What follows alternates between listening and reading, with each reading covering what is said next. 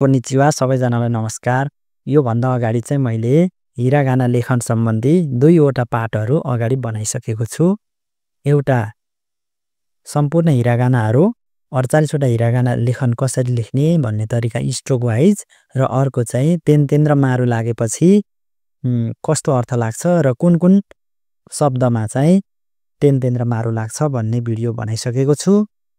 र यो भिडियोमा चाहिँ आधा अक्षर कसरी लेख्ने त्यो सम्बन्धी चाहिँ यहाँ सिकाउन लागिरहेको छु। यसमा चाहिँ हामीले जस्तै काकी कुकेको मध्येको एउटा मात्रै कि बाट आधा अक्षर बन्छ। त्यसमा चाहिँ या यु यो जोडिन्छ। त्यस्तै गरी सा ना हरूबाट पनि सी नी सँग या यु यो जोडिएर आधा अक्षर बन्छ है। यहाँ हामी लेख्नलाई सुरु गरौँ। पहिला क्या लेख्नको लागि हामीले कि लेख्नुपर्ने हुन्छ। कि लेख्नको लागि यसरी हामी कि लेखौँ। यो कि भयो। थोरै यो दर्का लामो भयो। मैले अलिकति छोटो बनाउँछु।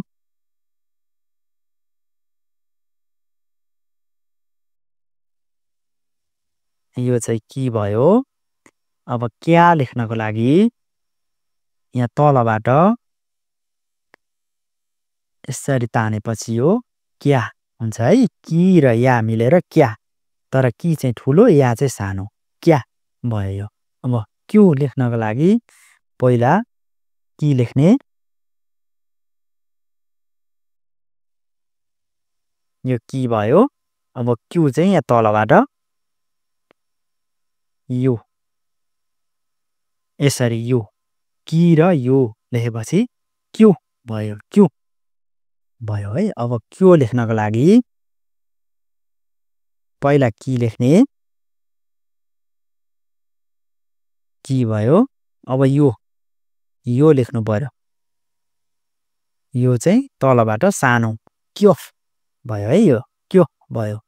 क्या क्यु र क्यो लेख्यौँ हामीले। अब यसपछि स्या लेख्नको लागि पहिला सी लेख्न पर्यो।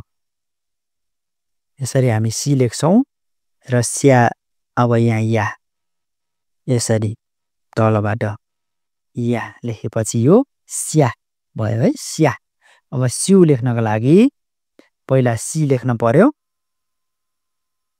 र तलबाट यसरी यु लेखिसकेपछि चाहिँ यो स्यु हुन्छ है। अब स्यु लेख्नको लागि सी लेख्न पर्यो सुरुमा अनि यसरी यो लेखेपछि स्यो हुन्छ है।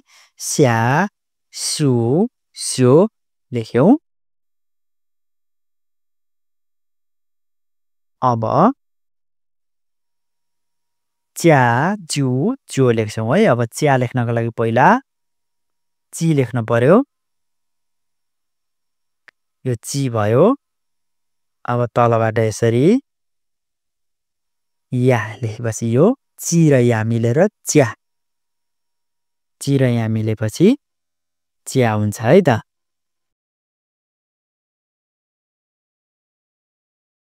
हामीले च्या लेखिसकेका छौँ। अब च्यु लेख्न जाउँ।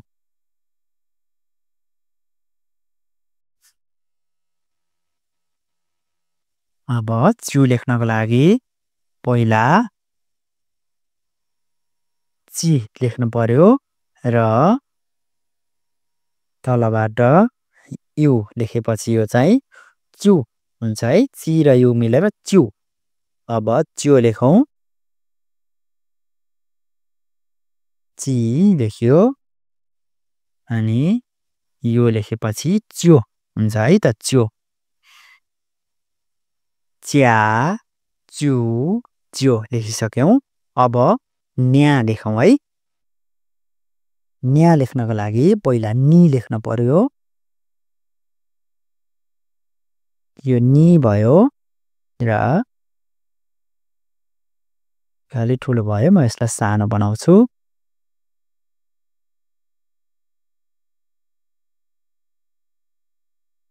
यहाँबाट यसो गरेपछि यो नि र या मिलेर न्या भयो। अब न्यु लेख्नको लागि नि लेख्ने सुरुमा र यसरी लेखेपछि यो न्यु हुन्छ है। नि र यु न्यु। अब न्यु लेख्नको लागि पहिला नि लेख्ने र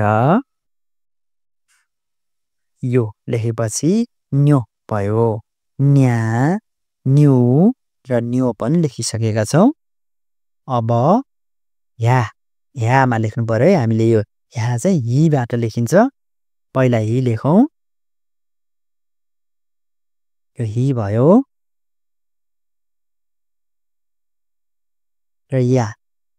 हि र या मिलेर या भयो। अब यो लेखौँ। यो हि भयो। यसलाई यसरी तानेपछि यो ह्यु ह्यु हुन्छ है त। अब यो लेखौँ। हि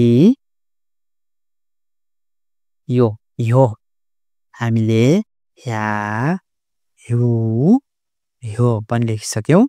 अब मिबाट आउने म्या लेख्छौँ है। म्याको लाइन पहिला हामीले मि लेख्नु पर्यो। मि भयो र यसरी म्या लेखिन्छ। मि र या मिलेपछि म्या हुन्छ। अब म्यु लेखौँ। पहिला मि यहाँ काटेको पनि हुन्छ है। यसरी मि लेखौँ। अनि त्यसपछि यहाँ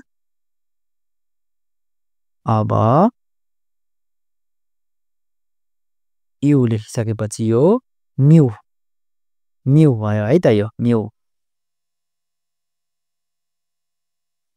त्यसपछि अब म्यु लेख्नु पर्यो।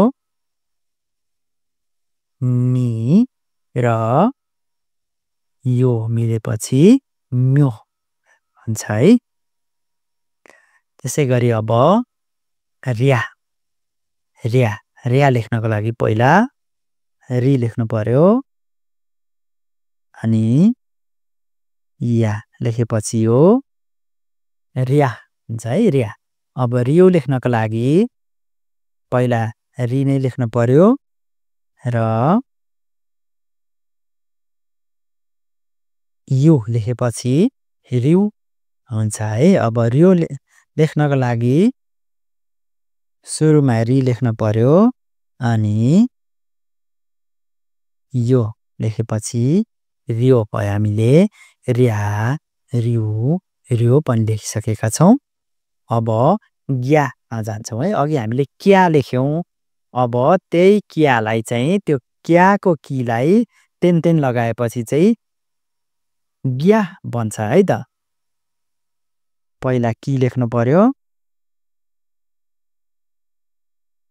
यो कि भयो।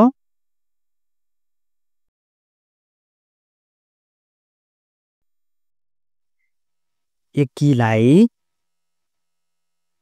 तेन लगाएपछि गि हुन्छ र यहाँ तलबाट या लेखेपछि यो ग्या हुन्छ है।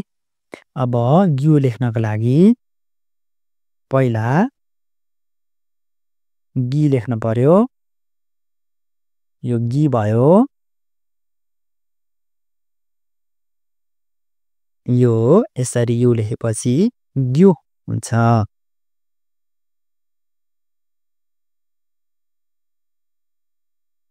अब गि लेखेर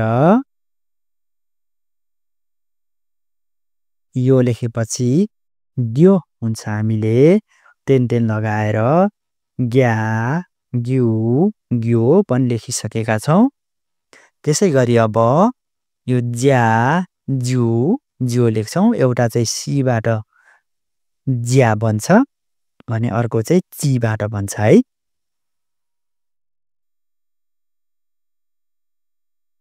अब पहिला हामी सीबाट लेख्छौँ। यो जी भयो। यसलाई यति गरेपछि यो ज्या हुन्छ है, जी र या ज्या।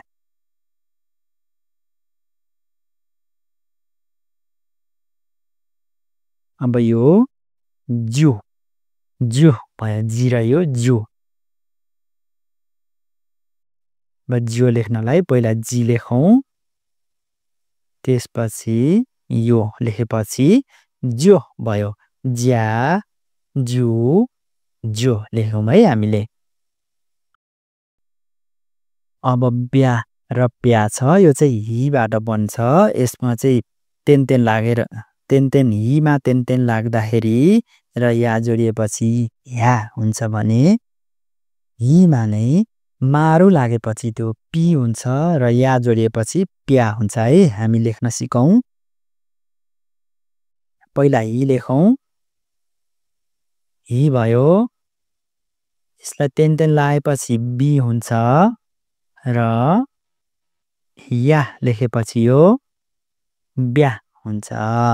अब बिउ लेख्नको लागि पहिला हि लेख्ने, यसलाई बी बनाउने र यो लेखेपछि यो बिउ हुन्छ। अब बिउ लेखौँ, यो बी भयो र यो लेखेपछि ब्यो हुन्छ। अब यसैलाई हिलाई नै पी लेखौँ सुरुमा। यो चाहिँ अलि छोटो हुन्छ है, यसलाई म मेटेर फेरि लेख्छु।